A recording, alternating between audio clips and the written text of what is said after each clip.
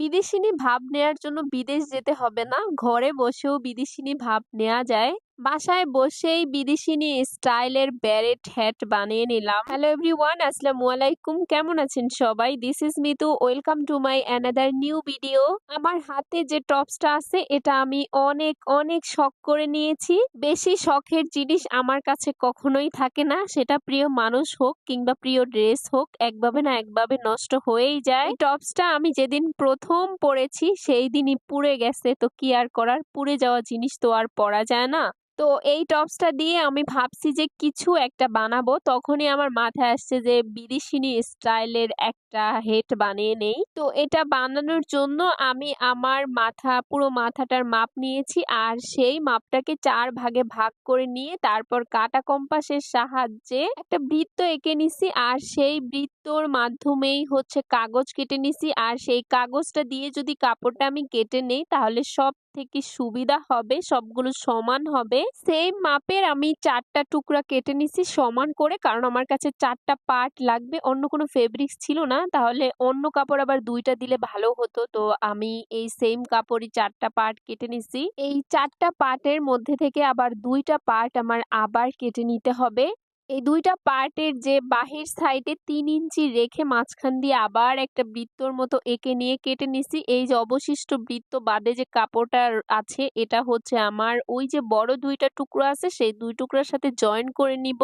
Extra যে 2 টা বড় বড় টুকরা আছে তো সেই 2 টা টুকরার সাথে সুন্দর করে এই যে লম্বালম্বি 2 টা টুকরো আমি কেটে নিছি আলাদা কাপড় থেকে। এইগুলো সুন্দরভাবে সুন্দর করে জয়েন করে নিব।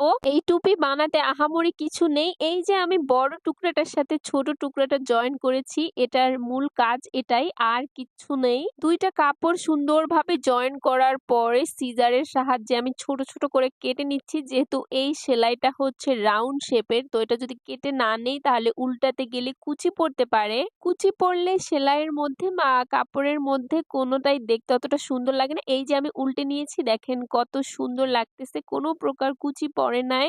এখন হচ্ছে একটু মোটা করে একটা কাপড় কেটে নিচ্ছি। এই কাপড়টার মাধ্যমেই আমার যে ওই যে 2 টা বড় বড় বৃত্ত আকারের কাপড় ছিল এই কাপড় দুটোকে একসাথে জয়েন করব। সেই জন্য এখানে ক্যাপটার উপরের পার্ট আর ভিতরের পার্ট যে সবগুলো পার্ট একসাথে রেখে আমি সুন্দরভাবে জয়েন করে নিচ্ছি। জয়েন করা শেষে এইবার হচ্ছে আমি উল্টিয়ে নিব, কারণ এটা ইনসাইড থেকে সেলাই করা হয়েছে। এবার টপ সাইড করে নিচ্ছি। ইচ্ছে করলে সব কিছু বানানো যায়, কারণ আপনাকে মনে রাখতে হবে যে এই জিনিসটা আমি না, অন্য কেউ তো তৈরি করেছে, এমনকি সে হাত দিয়েই তৈরি করেছে। তাহলে আমি কেন পারবো না? আমি চেষ্টা করলে অবশ্যই পারবো। চেষ্টা করলে সব কিছু পারা যায়। আর চেষ্টা না করে চুপচাপ যদি আপনি দেখেন বা ভাবেন তাহলে তো হবে না। ভাবতেও হবে, সাথে সাথে ওই কাজটা করার জন্য আপনাকে অনেক চেষ্টা করতে হবে। এই স্টাইলের ক্যাপগুলো আমার অনেক পছন্দ। আমি এগুলোকে ক্যাপই বলি, কিন্তু এইটার নাম, আসল নাম কি জানার জন্য আমি গুগলে সার্চ করি, তখন দেখি এটার নাম আসে ব্যারেন হ্যাট। এই ক্যাপগুলো বাহিরের মেয়েরা বেশি ইউজ করে শীতের সময়। আমাদের দেশের মেয়েরা যে ইউজ করে না ব্যাপারটা এমন না।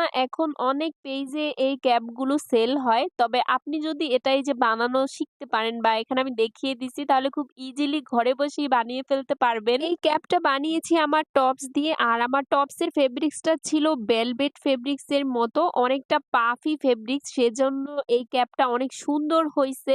আমার ভিডিও কেমন লাগে অবশ্যই আমাকে জানাবেন। সবাই ভালো থাকবেন, সুস্থ থাকবেন, জীবনকে উপভোগ করুন। জীবনটা খুবই ছোট।